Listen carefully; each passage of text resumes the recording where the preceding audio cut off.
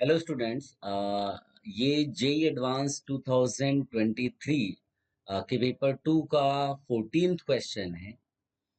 ये सेक्शन 4 का क्वेश्चन है, पैराग्राफ बेस्ड क्वेश्चन। पैराग्राफ में दो क्वेश्चंस थे, ये उसका पहला क्वेश्चन है। और पैराग्राफ बेस्ड क्वेश्चन तो है बट न्यूमेरिकल टाइप है, मतलब आपको आंसर लिखना था उसमें। अब ये क्वेश्चन जो है फिजिकल केमिस्ट्री का थर्मोडाइनेमिक्स पर बेस्ड है। देखने में ये क्वेश्चन थोड़ा सा डिफिकल्ट लगेगा, आप इसको पढ़ेंगे तो थोड़ा सा ऐसा लगेगा डिफिकल्ट, बट रियलिटी में है नहीं। अगर आप इसको ध्यान से पढ़ें फिर आपको क्लैरिटी हो जाएगी। देखो क्वेश्चन क्या कहता है। कहता है कि entropy versus temperature plot for phases alpha and beta at 1 bar pressure is given. St and S naught are entropies of phases at temperatures T and 0 Kelvin. तो कोई प्रॉब्लम नहीं है ना। और ग्राफ में आप देखो तो S T minus S nought joule per mole पर केल्विन में दिया हुआ है। 600 केल्विन पे आप देखोगे, इसका मतलब है कि जो S T minus S zero है वो अल्फा के लिए दिया हुआ है 600 केल्विन पे कितना, 5। और यानी कि 600 यहाँ लिख लो, है ना। और 600 माइनस एस नॉट ये दिया हुआ है बीटा के लिए कितना, 6। ओके, ये दिया हुआ वैल्यू।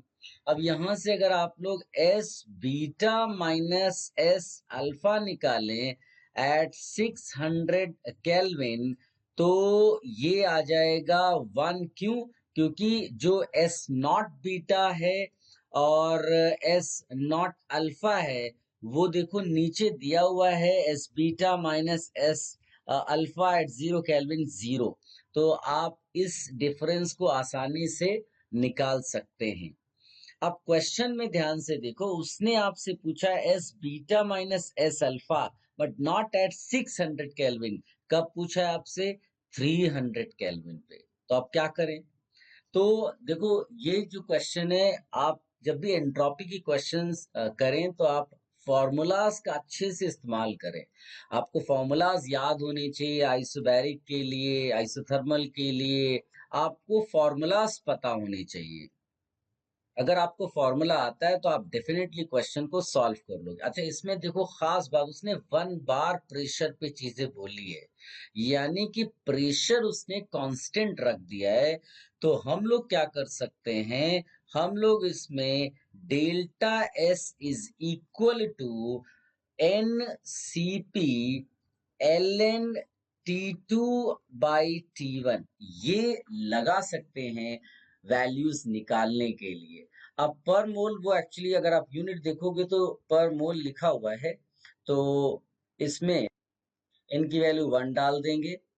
अब ये जो डेल्टा एस फॉर्मूला है हम लोग अल्फा के लिए लगा सकते हैं, हम लोग बीटा के लिए लगा सकते हैं। तो अगर हम अल्फा फेज के लिए इसको लगाएं तो ये हो जाएगा एस अल्फा और माइनस एस अल्फा, यहाँ पर 300 केल्विन, यहाँ पर लिख देते हैं 600 केल्विन। तो ये हो जाएगा CP of alpha and L N, ये हो जाएगा 600 upon 300, that is actually 2। Okay, तो ये हो गया। अब इसी तरह से हम लोग क्या कर सकते हैं, S beta minus S beta, ये 300 केल्विन, ये 600 केल्विन, ये कितना हो जाएगा, सीपी बीटा एल एन 2। कोई प्रॉब्लम? अब इसको आप सब्ट्रैक्ट कर दीजिए। जब इसको आप सब्ट्रैक्ट करेंगे तो क्या निकल कर आएगा, ये आएगा S beta minus S alpha at 600 kelvin minus S beta minus S alpha at 300 kelvin, and that comes as L N two common ले लिया तो सीपी अल्फा ना CP beta minus CP alpha और एल एन टू। अब देखो CP beta minus CP alpha दिया है 1 और वो एज्यूम करता है इंडिपेंडेंट ऑफ टेम्परेचर, तो इसको 1 रख देंगे।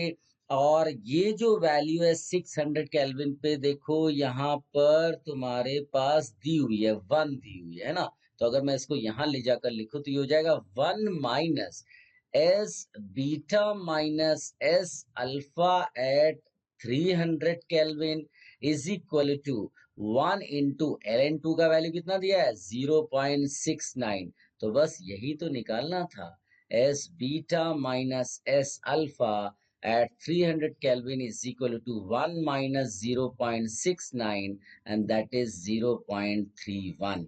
So answer for this particular question is 0.31. Question पढ़ने में देखने में टफ लग रहा था, बट हमने सिंपल फॉर्मूलाज यूज करके क्वेश्चन को सॉल्व कर दिया।